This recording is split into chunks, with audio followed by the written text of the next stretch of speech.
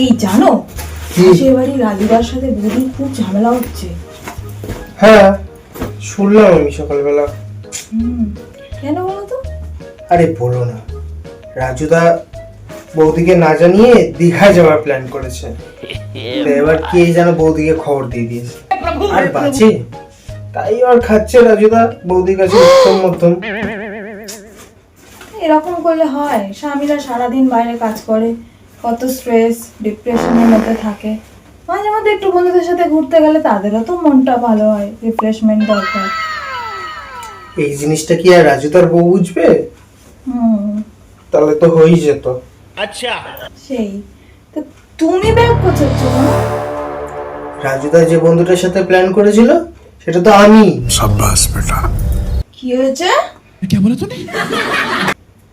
খোল খোল বলছি, দরজা খোল। बाय बाय टाटा খোল খোল गुड बाय বলছি, দরজা गया খোল।